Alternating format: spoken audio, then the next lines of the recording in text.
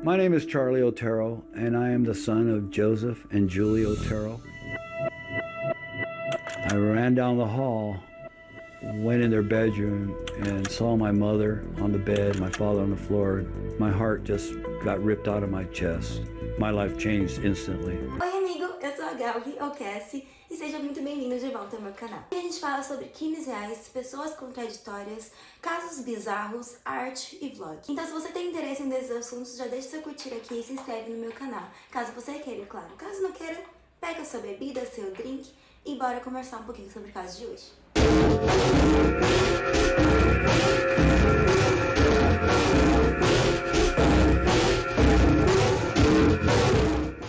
Uma coisa pra vocês, eu já tinha gravado esse vídeo uma vez, deu um problemão, eu editei 10 vezes, deu errado a edição. Quando eu consegui consertar o erro que tava na edição, acabei perdendo o arquivo, vou ter que gravar de novo, mas tudo bem, bora lá.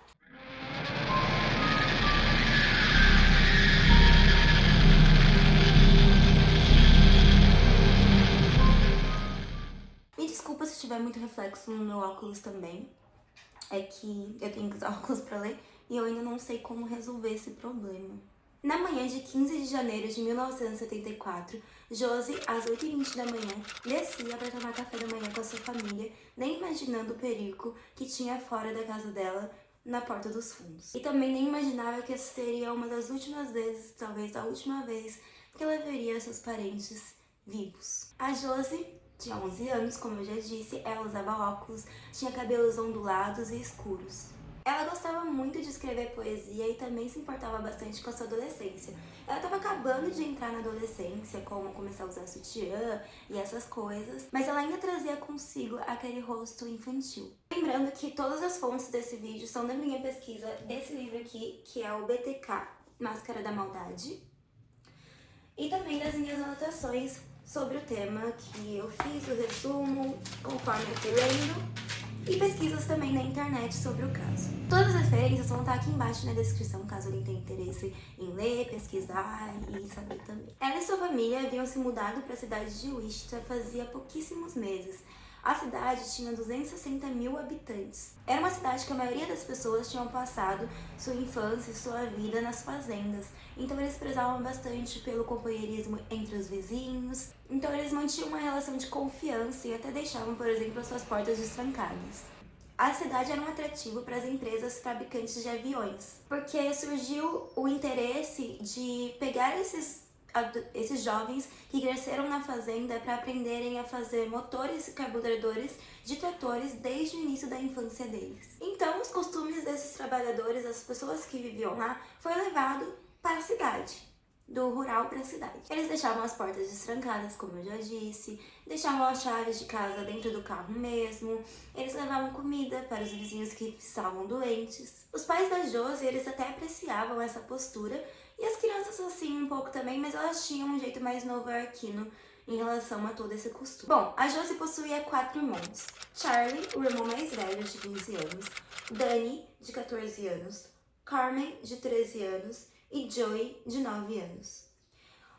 O Joey tinha olhos castanhos e era bem popular na escola e ele costumava se mostrar durão. Os pais da Josie eram Joe e Julie. Joe, o pai da Josie, tinha 38 anos, 1,63 de altura. Ele era esguio e forte e era experiente, formado há 20 anos como sargento do Corpo Técnico das Forças Aéreas dos Estados Unidos. Ele tinha começado a trabalhar em aeronaves e dar aulas de pilotagem em Cookfield, alguns quilômetros de distância de Wichita, a capital mundial da aviação. Ele era um cara bem brincalhão, e era assim que as pessoas conheciam ele. Ele conseguia ser divertido até, por exemplo, quando ele ia fazer compra. Uma vez, como fala no livro, ele foi levar as crianças pro mercado e simplesmente colocou elas no trenó e saiu correndo pelo mercado com as crianças e elas não conseguiam parar de ir, se divertir com o pai. A casa do Joe foi hipotecada por ele e tinha 6 cômodos e um porão inacabado. E quando ele hipotecou a casa, ele brincou com o corretor dizendo: "Eu espero que ainda esteja vivo quando este empréstimo for quitado."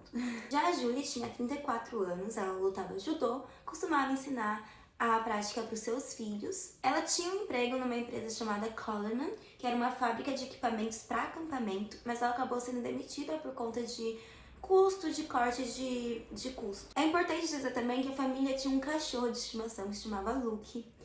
e acho que Lucky, algo assim.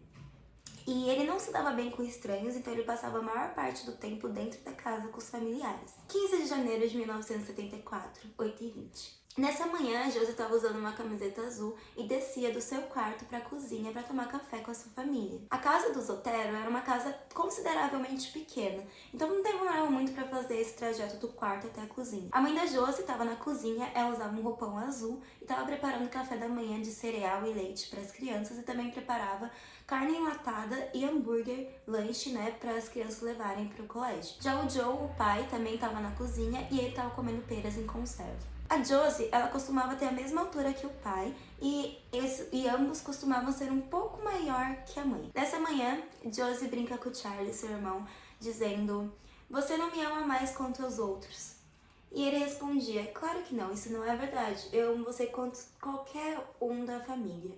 Isso deixava a Josie feliz, porque a Josie amava sua família e amava seu cachorro e amava todos igualmente. Ela era uma criança bem amorosa e que gostava muito de estar com a família dela. Mas, ao mesmo tempo, nos fundos da casa, tinha um homem que segurava uma arma, uma Woodsman calibre 22, e ele suava frio porque ele chegou lá e viu uma pata de cachorro na neve. E ele não esperava a presença de um cachorro naquele momento. Então ele se esgueirou até a porta externa da garagem para pensar o que ele faria a partir dali, já que ele teve esse inconveniente que ele não estava esperando. Ele levava consigo uma corda, fio de uma persiana, mordaças, fita adesiva branca, faca e sacolas plásticas. O cara chamava Dennis e ele não conseguia entender por que aquela pata de cachorro estava lá. Não era pra estar lá, não era pra estar o cachorro lá. Dennis se achava bem grandioso e esperto, então ele acordou mais cedo naquela manhã, arrumou suas coisas, encheu seus bolsos do casaco e se preparou meticulosamente pro que ele ia fazer. Ele estacionou também o carro dele vários quarteirões de distância da casa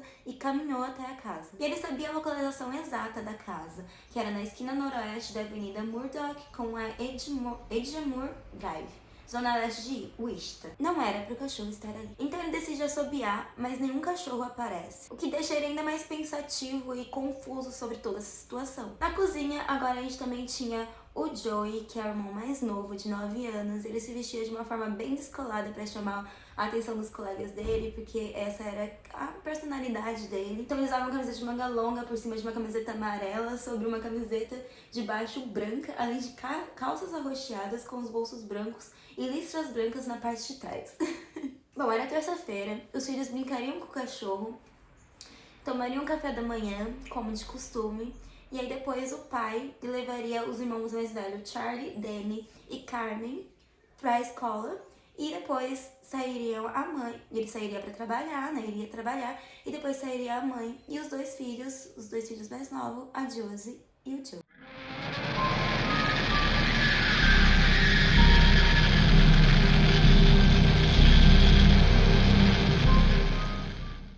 Dennis Rader tinha visto a garota, a Josie, anteriormente, semanas antes, quando ele estava levando sua esposa para o trabalho no departamento de assistência aos veteranos de guerra, porque ela não gostava de dirigir na neve e estava nevando. E como mencionado, lá estava na neve a pata do cachorro, estava fazendo 6 graus, então a neve estava congelada, então a pata ainda estava lá, a marca da pata. Depois disso, ele passou a seguir a mãe e a filha por semanas e tomar nota da rotina dela. Ele seguiu a Julia, a mãe, diversos dias da semana, durante semanas, enquanto ela levava a Josie e o Joey para a escola. Ele sabia que os três saíam às 8h45 e que Julie demorava 7 minutos para voltar para casa. O marido, o Joe, ele costumava sair um pouco antes, como eu já citei, por volta das 8 da manhã. Ele sabia meticulosamente tudo sobre a rotina da família da manhã, para ele ter certeza do plano dele e não dar nada errado. On that particular day, the 15th day of January, 1974, can you tell me where you went to kill Mr. Joseph Otero? I think it's 1834, Edgemoor. All right. Can you tell me approximately what time of day you went there? Somewhere between 7 and 7:30. This particular location, did you know these people? No, that's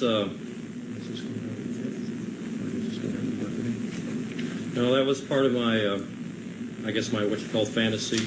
These people were selected. All right. So you Yeah. You were engaged in some kind of fantasy during this period of time? Yes, sir. All right. Now, when you use the term fantasy, is this something you were doing for your personal pleasure? Sexual fantasy, sir. I see. So you went to this residence, and what occurred then? Well, I had did some thinking on what I was going to do to either Mrs. Otero or Josephine, and basically broke into the house, or didn't break into the house, but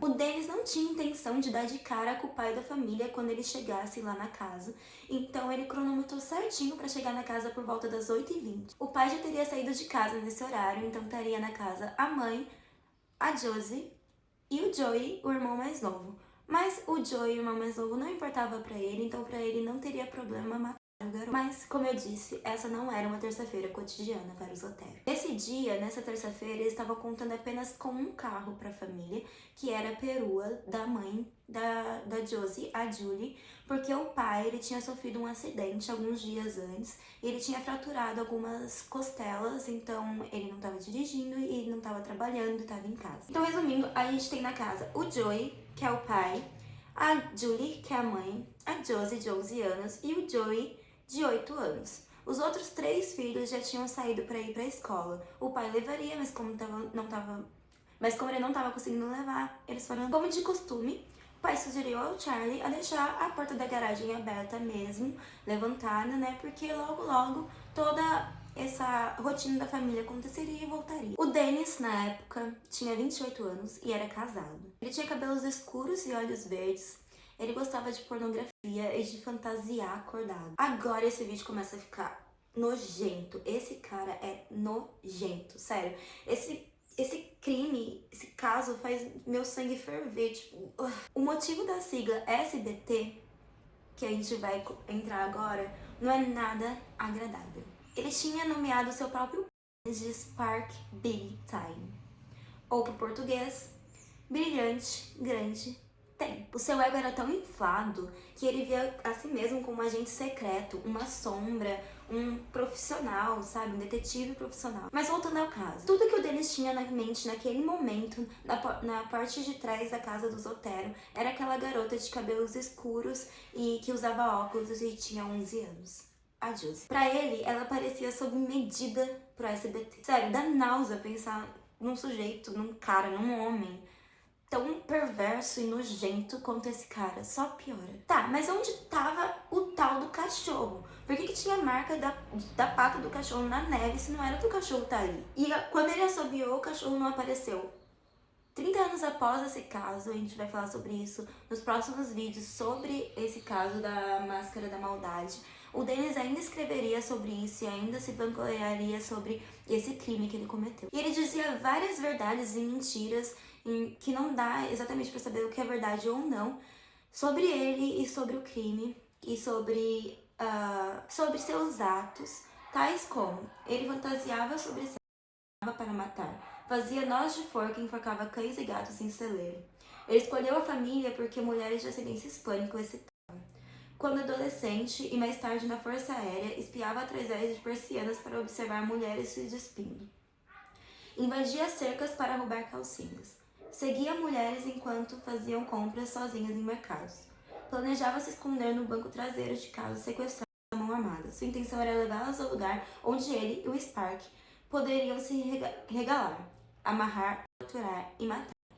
E daí vem a sigla do livro, que é BTK, Máscara da Maldade, que significa Bite, Torture and Kill, que em português é amarrar, torturar e matar. Independente do que seja verdade ou mentira dessas coisas que ele contou, ele sempre se acovardava na hora de cometer o crime, de cometer o ato.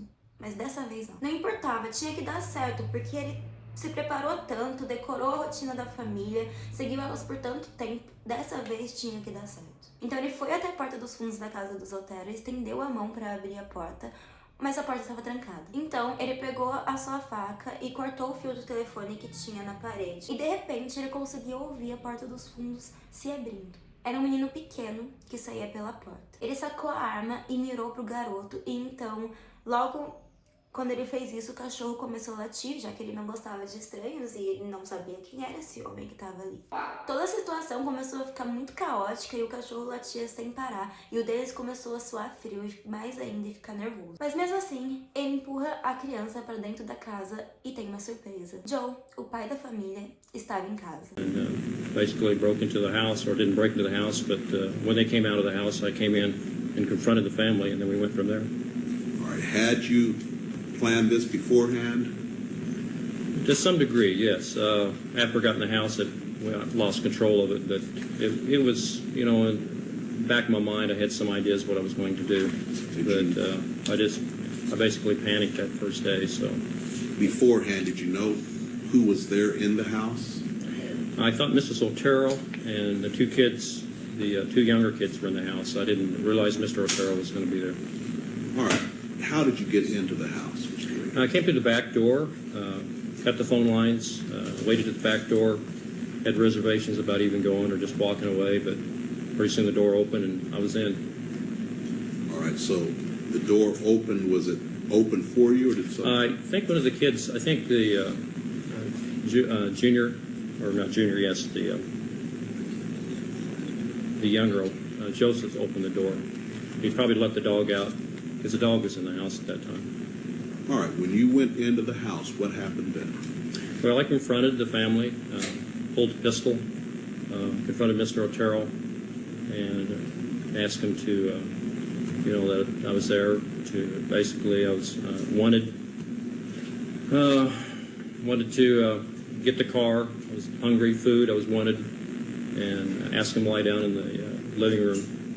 And at that time, I realized that wouldn't be a really good idea. So the dog was a real problem, so I asked Mr. Otero if he could get the dog out. So he had one of the kids put it out. And then I took him back to the bedroom. Ele tava se tremendo de medo, mesmo sendo 17 centímetros maior que o pai. Mas mesmo assim, ele pegou a arma e anunciou que aquilo era um assalto. E aí a garota instantaneamente começou a gritar. E ele falou, não tenha medo. Kenny Landworth. É importante lembrar do Kenny, por causa que ele vai ser importante pro caso mais pra frente. Esse universitário que morava do outro lado da cidade, na Zona Oeste, a vários quilômetros da casa dos Otero, não fazia ideia de como esse caso ia mudar a vida dele. O Kenny era um adolescente peculiar, como diz a mãe. Ele era bastante hiperativo, ele sempre tinha que estar fazendo algo com as mãos. Como eu acho, né? Eu falo com as mãos também. E ele era muito inteligente, ele era um sabe-tudo. Ele já tinha vencido vários campeonatos de debate na escola, mas por outro lado ele também escondia uma parte da vida dele e da mãe, que eram as farras, e também que ele exagerava muito na bebida. Além dele parecer bem comportado, na verdade ele não era tanto assim. Ele costumava arrumar várias brigas, várias intrigas, mesmo que ele tenha aprendido a evitar elas. Ele até gostava da escola e gostava bastante de desvendar crimes, como eu e você, eu acho, que tá assistindo. E ele gostava principalmente de desvendar crimes de Sherlock Holmes. O Kenny, na época, ainda era um adolescente, não tinha desenvolvido ainda sua personalidade total, mas ele já sabia dos seus interesses. Para ele, a melhor testemunha de um crime era aquela pessoa que já estava morta. 15 de janeiro, 3h30 da tarde. A Carmen e o Danny chegam do colégio nesse horário e eles já começam a notar algumas coisas estranhas na casa, como a porta da garagem estava ainda aberta, a perua da família não estava lá e a porta dos fundos da casa estava trancada. Lembra que eles tinham um costume nessa cidade e tudo mais de deixar as portas trancadas e tudo mais, e também não faz sentido a porta dos fundos estar trancada e a garagem estar aberta. Além disso, o Lucky olhava para eles com estranheza lá do fundo da casa, o que não era nada normal, porque os pais não costumavam deixar o cachorro fora de casa, já que ele não se dava bem com estranhos. Então, quando eles abriram a porta da frente, eles avistaram a bolsa da mãe no chão, jogada com todos os seus pertences fora dela. A bolsa da Josie, a irmã de 11 anos, tinha sido jogada no chão da cozinha, e a carteira do pai estava em cima do fogão com todos os seus pertences espalhados. A carne enlatada e o lanche, o sanduíche que a mãe estava preparando para as crianças ainda estavam em cima da mesa. Nada disso parecia normal para os irmãos que tinham acabado de voltar da escola, então a primeira coisa que eles fizeram foi ir para o quarto dos pais para ver se eles estavam lá.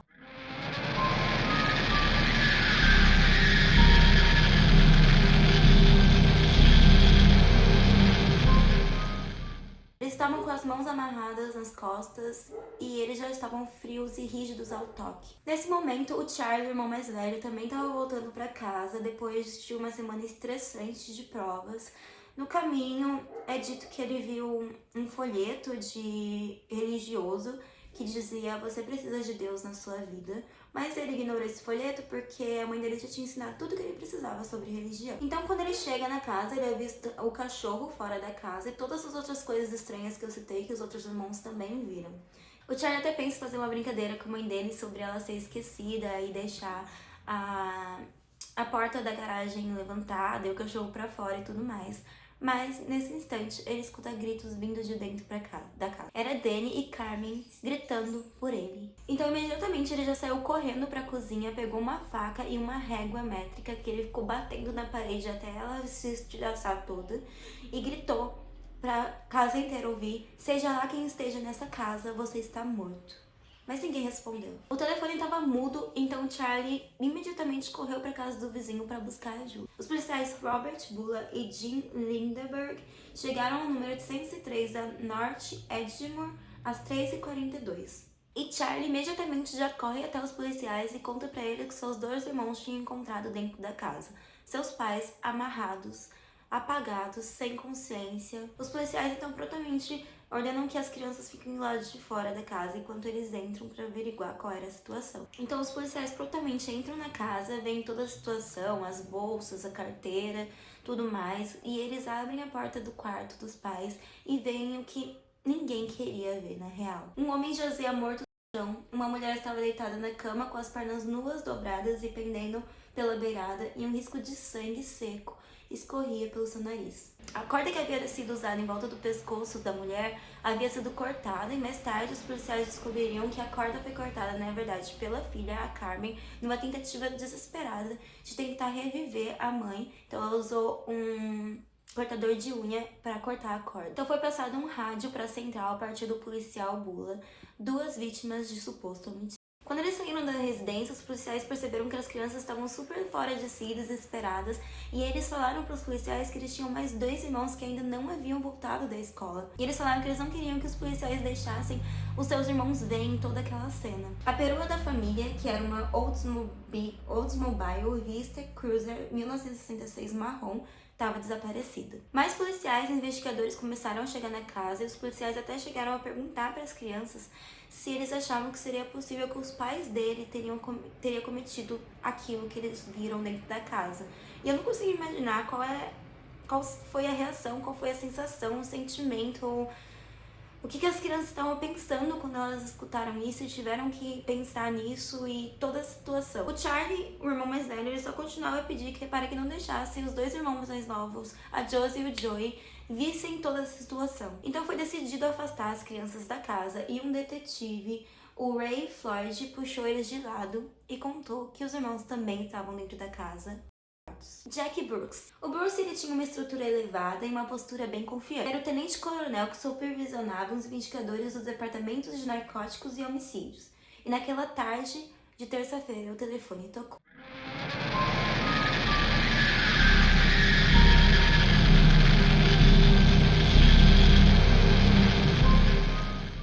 Temos 4 pessoas mortas em uma casa na Edgemoor, anunciava a central de emergências. O que? Ele pergunta. 4 pessoas mortas na Edgemoor. Como assim 4 pessoas mortas? Estão 4 pessoas mortas e todas estão amarradas. Imediatamente ele começou a perceber que os outros telefones também tocavam nas outras mesas dos outros detetives e os detetives começavam a correr para a porta. Em minutos ele já se via conversando ao mesmo tempo em 2 telefones e tentando organizar toda a situação para que os policiais não desorganizassem e prejudicassem. Tentando organizar toda a situação para que os policiais não prejudicassem e desorganizassem toda a situação ou atrapalhassem uns aos outros. Então ele distribuiu tarefas, ele enviou o pessoal do laboratório forense, coordenou todos os turnos. Todo o departamento de polícia nesse momento já tinha sido mobilizado. E Thomas era sargento e ele chegou minutos depois que a ligação foi feita e isolou a cena do crime para que não entrasse pessoas indesejadas, para que não danificasse a cena do... E aí ele fez uma ronda rápida e isso já foi o suficiente para ele ficar estressado com toda a situação. Em questão de minutos já tinham entrado repórteres, fotógrafos, vários policiais dentro da casa e estavam fotografando e inevitavelmente contaminando a cena do crime. Isso me faz pensar na ética desses profissionais que trabalham justamente com isso, com casos delicados e crimes delicados e cenas de crimes delicadas que podem ser danificadas facilmente. Eles ainda decidem entrar nesse local para ter mais informação ou para ter informação primeiro que as outras pessoas. Tipo, qual é a ética desses profissionais? Ou se eles aprendem isso quando eles estão tendo a graduação, não sei. Ou eles não aprendem sobre esse tipo de ética. De qualquer maneira, todo mundo estava abalado com o que eles estavam vendo. O detetive Gary Caldwell desce pro porão escuro e ele estava sem lanterna, então ele vai se esgueirando pelas paredes, assim, até que ele passa a mão numa coisa. Era uma menina seminua pendurada em um cano de esgoto por um nó de força feito com uma corda de cerâmica. O cabelo escuro dela caía sobre a bochecha e a língua ela saltava para fora do mordaço. O Major Cornwell, que coordenava a unidade de homicídios, juntamente com Bonnie Daltwask, assumiu o controle da situação. Eu sei que tem vários nomes de detetives nessa história, mas o importante é entender que eles estavam analisando os detetives policiais e tudo mais, mas eu vou deixar os nomes aqui porque alguns mais pra frente vão ser importantes, vão voltar à tona, né? E também é importante a gente deixar os nomes aqui. O assassino provavelmente teria usado as cordas para amarrar os punhos, os tornozelos e as gargantas, e aí ele provavelmente ficou sem cordas, então ele começou a usar outras coisas como um fio de telefone que ele tinha arrancado. Ou, por exemplo, as fitas que ele usou para amarrar os punhos da garota. A gente também notou que o garoto, que infelizmente tinha sido encontrado morto do lado da sua cama, provavelmente foi assistido antes de morrer, porque tinha uma cadeira do lado do seu corpo. Porque no tapete onde o garoto estava havia marcas de cadeira. O assassino teria então amarrado seus pulsos, colocado camisetas em uma sacola plástica sobre o seu pescoço, e aí ele tinha enforcado com a corda, e antes dele chegar a falecer, né, ao final, ele soltava e ficava ao lado para assistir o garoto. Já os outros membros da família tinham diversas marcas de cordas em seus pescoços, o que levou o detetive a pensar que ele enforcou essas pessoas diversas vezes, deixando eles voltarem à consciência e depois enforcando de novo, voltar à consciência até que eles cansassem. Será que o menino realmente não era importante pra ele? Porque o menino, ele assistiu morrer, não deixou voltar à consciência tantas vezes quanto os outros membros da família. Foi diferente. Keith Sanborn, promotor público do condado de Sedgwick, acho que é isso. Ele vasculhou a cena e foi avisado pelos detetives que havia um fluido seco na coxa da garota. Ao que parecia, o assassino teria supostamente se masturbado em cima dela. Bruce, que era o tenente-coronel que atendeu a ligação e organizou todo a equipe e tudo mais. Ele era chefe do Cornwell e ele entrou mais tarde naquele dia. E como ele chegou mais tarde, os corpos já haviam sido levados.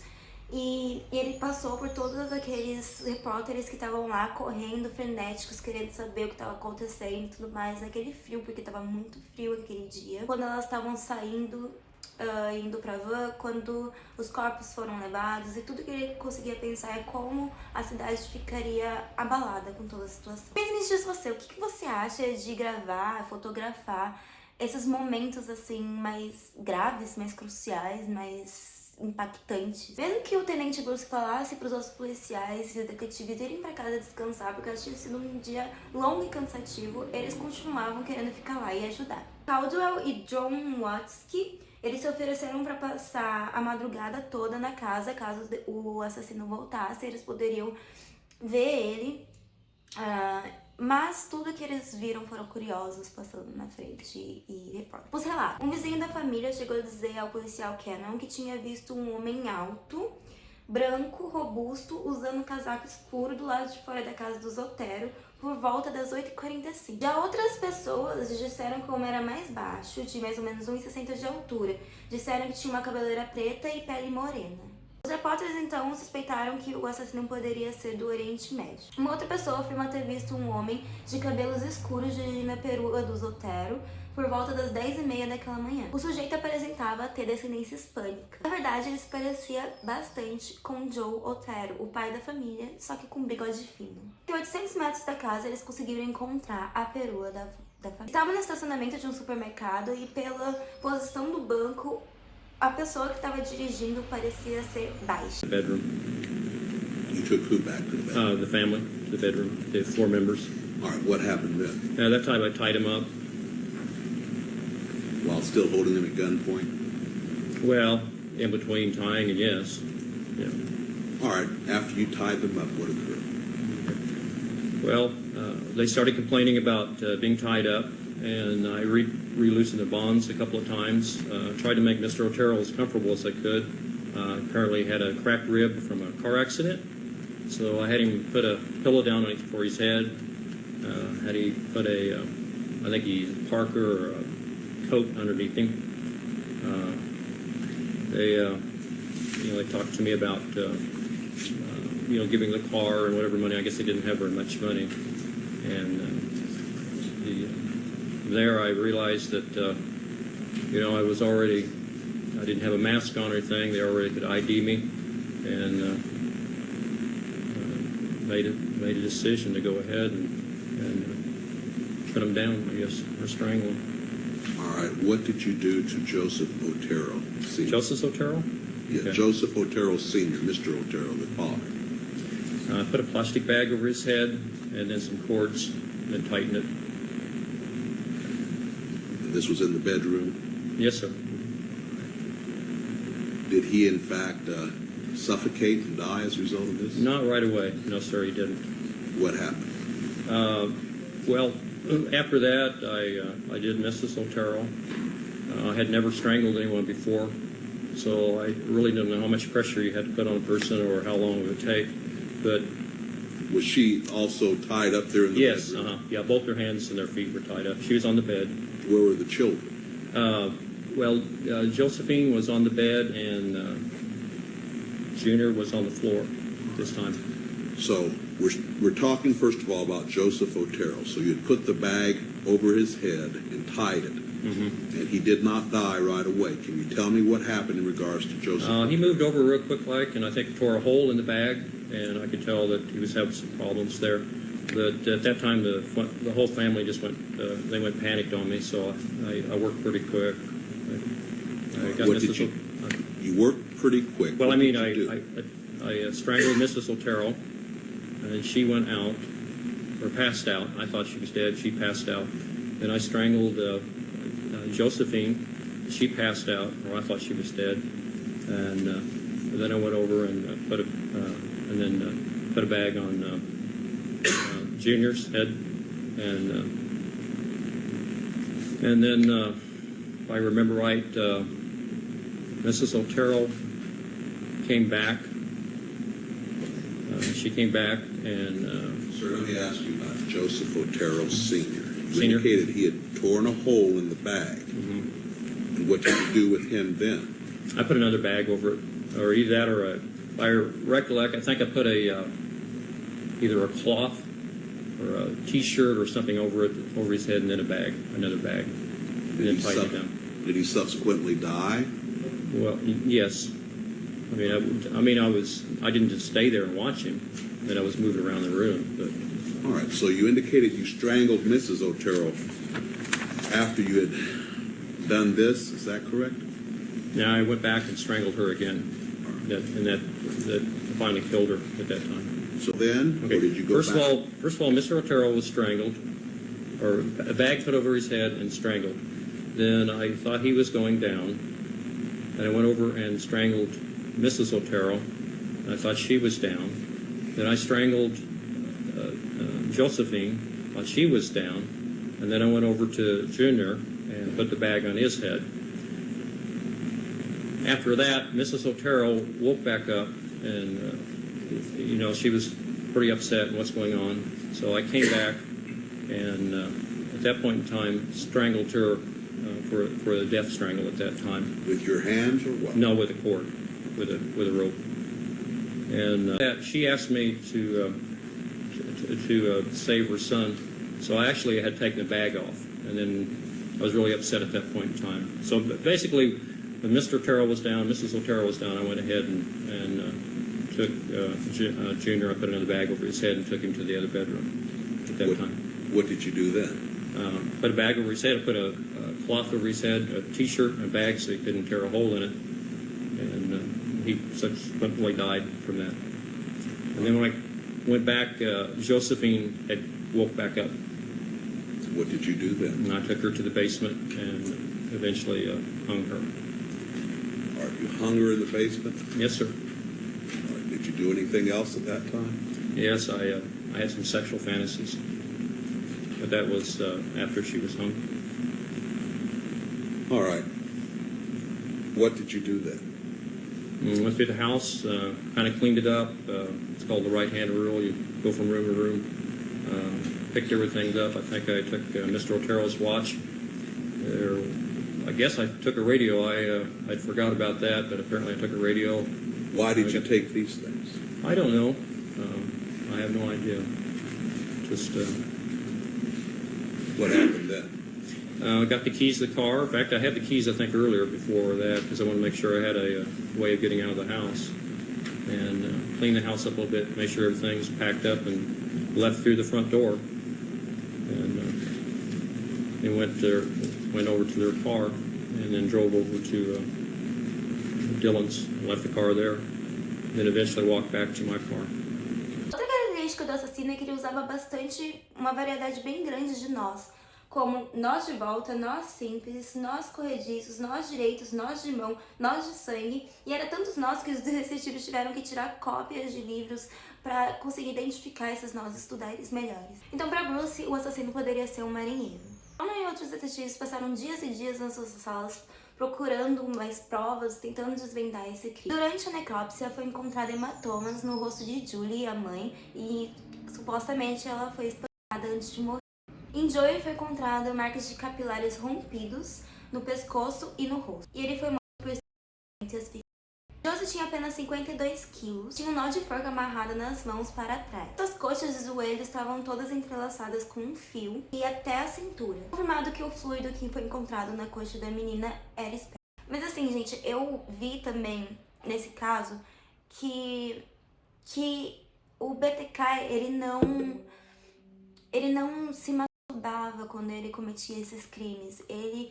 Conforme ele estava matando as pessoas, ele tinha essa sensação de prazer e aí isso acontecia. E no final de semana, os investigadores estavam tão cansados e com privação de sono e só queriam ir para casa que eles decidiram chamar uma médium. Dizia já ter desvendado um crime, encontrado um corpo em um baú para ver se ela conseguia identificar alguma coisa na casa. Acabou que não deu em nada. A empurrada que aconteceu, além de tudo que eu já falei, foi também que várias pilhas de fotografias foram perdidas por conta de várias pessoas interferirem no caso. Em uma das fotos que eles ainda tinha uma forma de gelo em cima da mesa, o que era muito estranho.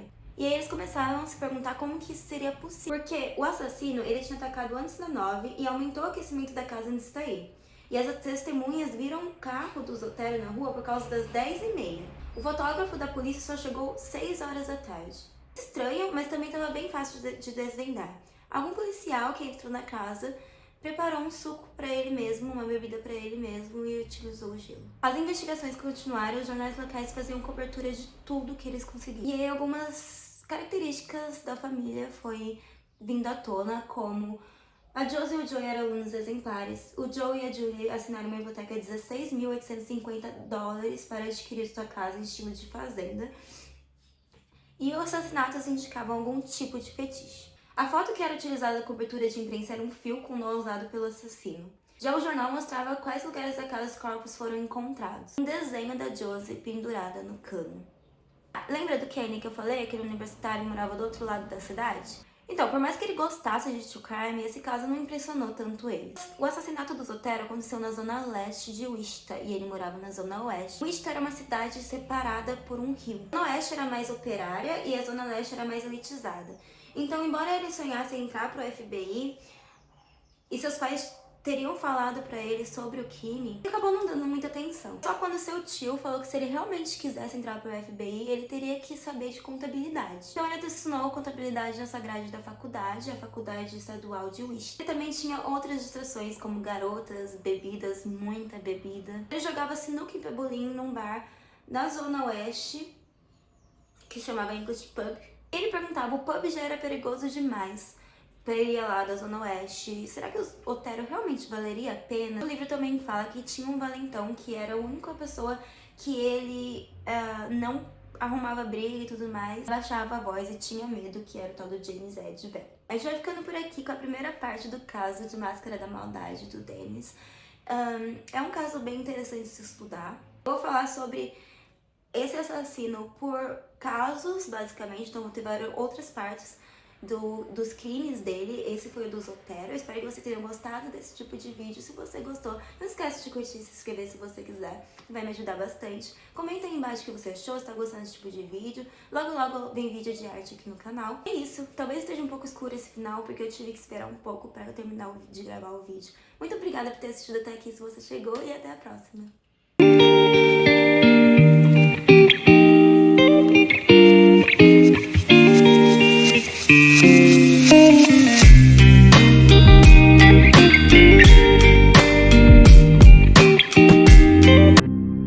I thank God every day that I didn't find Joey and Josie, because I don't know how I would have handled it. PTSD kicked in my first semester of college. Started drinking, trying to deal with the grief and the anger that I had going on inside me. And that's basically where I stayed for 30 years. The day Dennis Rader was caught, I was working to do landscaping. I got the phone call from my sister. She said they got him. When we were going into the courthouse for sentencing, I had come up with a plan to get my hands on Dennis Rader. No matter what happened to me, I didn't care. I just wanted revenge. When we returned from lunch, I was confronted by a friend of mine at the time who had a phone call from my ex-girlfriend, the mother of my son, saying, Charlie, Joseph's been hit by a car, and he said he's in a coma. He'd been hit by a car. After that phone call, all need for revenge went away, and all I could think about was my son. And so when the opportunity finally came, and it did come, for me to get my hands on Dennis Rader, I had no desire. All I could think about was God saving my son. My son woke up months later. God answered my prayers and my family is with me all the time. I take the memories of my family and use that to guide me